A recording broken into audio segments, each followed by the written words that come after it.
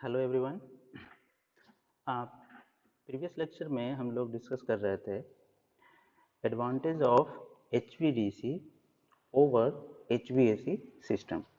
क्या एडवांटेज है कि हम HVAC सिस्टम के होते हुए भी HVDC सिस्टम को यूज करें, ऐसा कुछ एडवांटेज होना चाहिए था। तो हमने देखा था कि स्किन इफेक्ट इसमें नहीं होता है ना, रिन्यूएबल एनर्जी के साथ कंपैटिबिलिटी बहुत अच्छा होता है, कोई कन्वर्जन की ज़रूरत नहीं पड़ती है, लॉसेस कम होते हैं इसमें, है ना। और सबसे बड़ी बात, मोर इकोनॉमिकल होता है एंड एफिशिएंट। कब? जब ब्रेक इवन डिस्टेंस से ज़्यादा दूर तक आपके ट्रांसमिशन लाइन को पावर ट्रांसमिट करना है, and break over distance is 500 to 700 in overhead transmission line.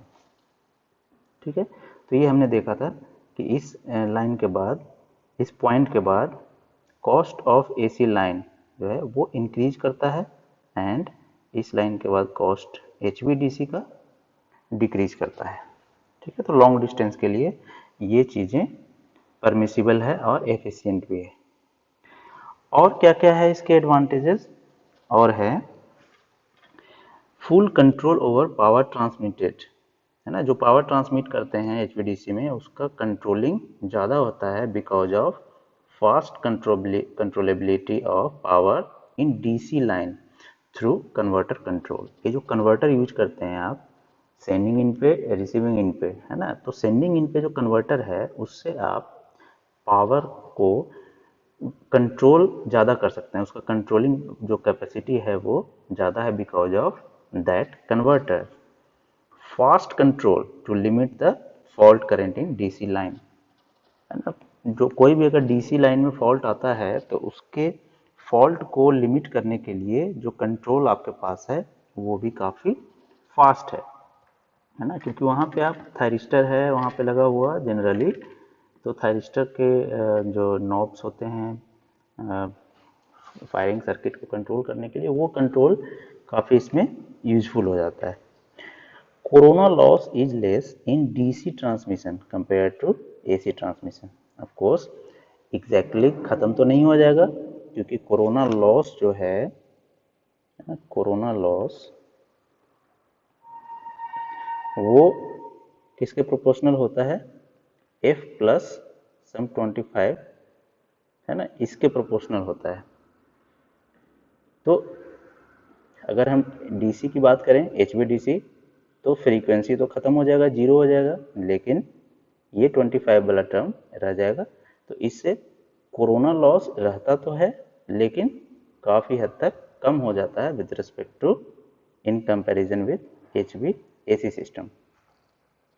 Cost of insulators and conductors increases in HVAC transmission system compared to HVDC system। ठीक है, जो इंसुलेटर आप यूज करते हैं कंडक्टर को टावर से इंसुलेट करने के लिए, उस इंसुलेटर का कॉस्ट AC सिस्टम में ज़्यादा होता है। क्यों ज़्यादा होता है? क्योंकि उस इंसुलेटर को जब डिज़ाइन करते हैं आप, तो ये भी ध्यान रखना पड़ता है कि line to ground capacitance means conductor से टावर का जो पॉइंट है उसके बीच का जो कैपेसिटेंस का फॉर्मेशन होता है, एंड एक इंसुलेटिंग डिस्क से दूसरे इंसुलेटिंग डिस्क के बीच का जो कैपेसिटर का फॉर्मेशन है, ये सब को भी इंक्लूड करना पड़ता है in case of HVAC transmission system में। तो इसका इफेक्ट आपको देखने को मिलता है, इसमें जो डिज़ाइन होता है इंसुलेटर का वो काफ़ी कॉस्टली हो जाता है, और नंबर ऑफ इंसुलेटर्स भी आपको ज़्यादा रखने पड़ सकते हैं, है ना। तो इस तरह से इंसुलेटर का जो कॉस्ट है वो इंक्रीज कर जाता है। कंडक्टर का कॉस्ट भी AC सिस्टम में इंक्रीज कर जाता है, क्योंकि कंडक्टर्स देखते होंगे आप ट्रांसमिशन लाइन में कि 3 फेज पावर को ही ट्रांसमिट करने के लिए कभी 6 कंडक्टर, कभी एक लाइन में 4 बंडल कंडक्टर, 2 बंडल कंडक्टर, इसी तरह से तीनों फेज के लिए 4-4 बंडल कंडक्टर्स।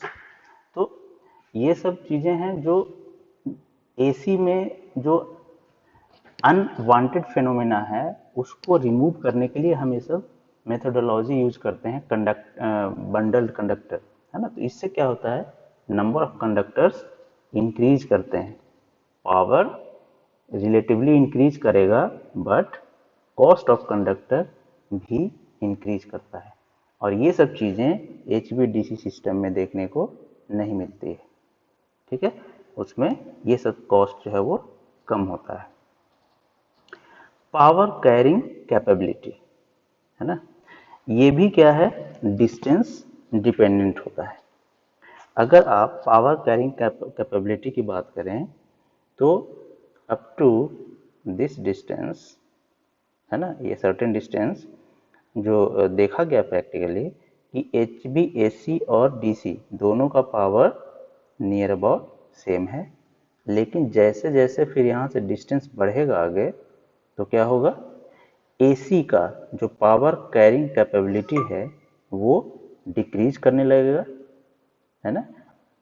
क्यों, बिकॉज ऑफ इंडक्टेंस, है ना, बिकॉज ऑफ इंडक्टेंस, इंडक्टेंस का वैल्यू बढ़ेगा, इट मीन्स जो पावर जो कैरिंग कैपेबिलिटी है PE V1 V2 by x sine del, है ना। जैसे जैसे लेंथ बढ़ेगा ये रिएक्टेंस का वैल्यू इंक्रीज करेगा, बढ़ेगा। तो ऑफ कोर्स ये रिएक्टेंस है क्या, बेसिकली उस लाइन का इंडक्टेंस है। तो डिस्टेंस के साथ साथ इंडक्टेंस भी, ओवरऑल इंडक्टेंस भी बढ़ेगा, तो ये जो पावर का वैल्यू है वो घटता जाएगा, है ना, इसके बढ़ने से। तो यही यहाँ पे दिखाया गया है कि पावर जो है AC में वो घटता रहता है, but there is no inductance in DC system. So DC system में जो पावर रहेगा वो बिल्कुल कांस्टेंट रहेगा, उसमें ये फॉर्मूला यूज हम लोग नहीं करते हैं। DC सिस्टम में तो सिंपली V इंटू आई, है ना, ये होता है पावर। तो उसमें फ्रीक्वेंसी और रिएक्टेंस, इंडक्टेंस, ये सब चीज़ें होती ही नहीं DC में, तो पावर कैरिंग कैपेबिलिटी भी आपका बढ़ जाता है।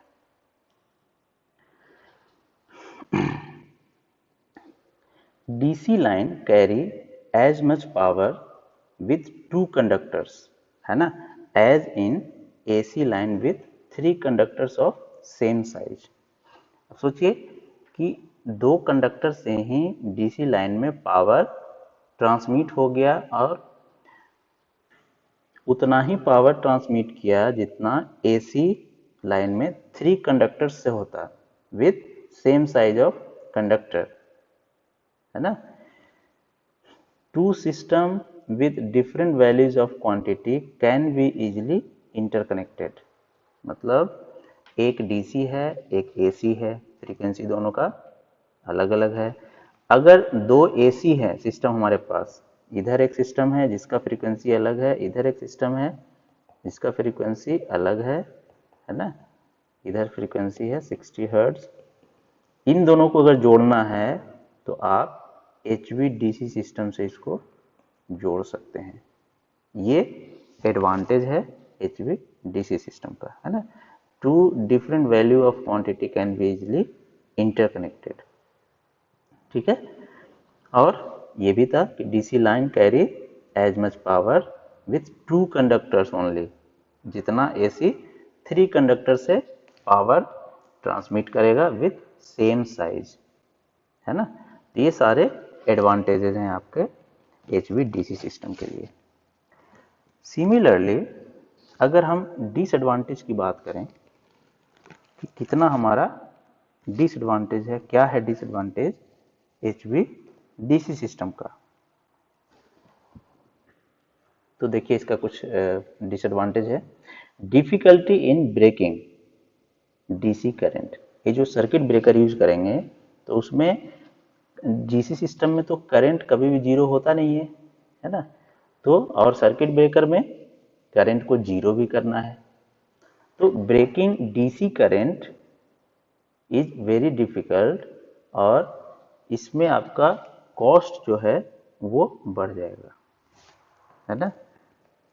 मतलब है कि जो प्रोटेक्शन पर्पस के लिए जो वहाँ पे सर्किट ब्रेकर यूज होगा उसमें आपका कॉस्ट बढ़ने वाला है, क्योंकि उसमें करंट कभी भी जीरो तो होता नहीं है डीसी में, और करंट को ब्रेक भी करना है।